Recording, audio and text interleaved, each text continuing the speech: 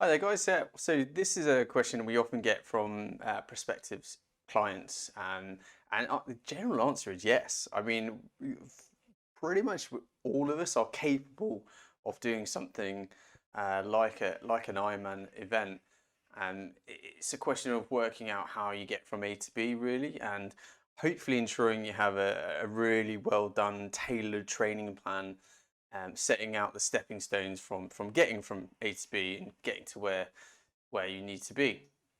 Um, it's a little bit like doing an essay. You get that title, that question that you somehow need to find an answer to, and it can be overwhelming. You don't really know where to start, but kind of once you begin getting involved with that essay plan, fleshing out some paragraph headings, etc., suddenly it becomes a lot more manageable, and you can kind of see how you get to that finished product, and that takes a lot of the anxiety out of it. It's a similar sort of thing with a long distance triathlon or kind of ultra endurance event. And for me, though, the real question, and the question I don't think enough people ask themselves before they sign up, is whether they can handle the cost of preparing for an Ironman. I don't mean the financial cost. Hopefully, you've kind of already thought about that before you whack your credit card down and say, "Take everything I have." What I mean by this is, can they realistically handle the time required to properly prepare on a consistent basis, and are they being honest over what their realistic assessment of time availability that they have? That is such a key a pitfall we see so often. um, People are consumed by is that they're just not really realistic over what capacity they have. It's not necessarily that they're not good enough athletes or what have you. Their enthusiasm outweighs the temporal and just as importantly, the emotional capacity that they have. So, for example, someone might literally have 18 hours available to do their peak training volume week before they start to taper, as just an example. But because they have a really stressful job, or they're moving house that week, or they're going through a lot of life changes, they simply don't have the emotional capacity. They might have the physical and temporal, but they just don't have it within themselves with everything else that's going on in their lives. So one big piece of advice that we would give you and anyone is when considering signing up to such an event like Ironman, which it can be pretty all-consuming at times, is properly assess your life and assess what you have coming up and what life changes you might have in prospect before you sign up.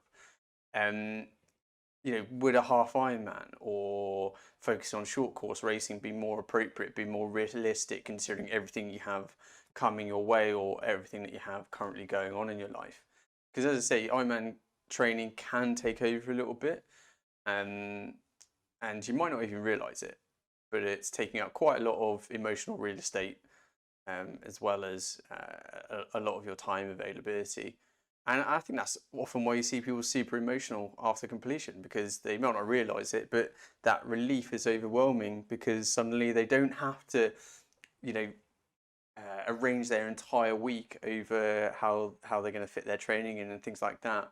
And it's not necessarily the big stuff. It can be just those small things about, having to constantly be on top of your schedule that can wear you down.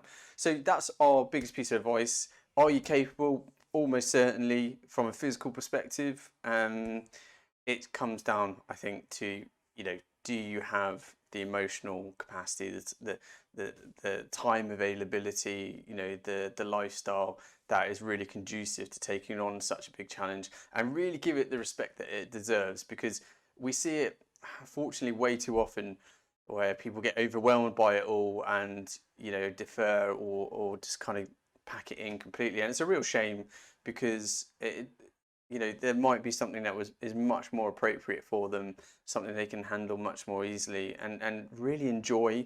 Because again, as we say so often, that it's probably really annoying, is all this is meant to be fun, and sometimes we see that joy lost because they perhaps yeah, not taking the time to properly assess things before they pull the trigger. So have a little think about it, assess your life before you make these decisions, and try to be as objective about it as you can.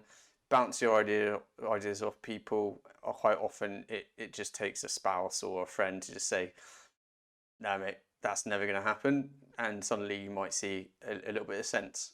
But also, if you have done that assessment and you're thinking, yeah, this is going to be a good year, then yeah, why not? And of course, we'll always be there to help you along the way.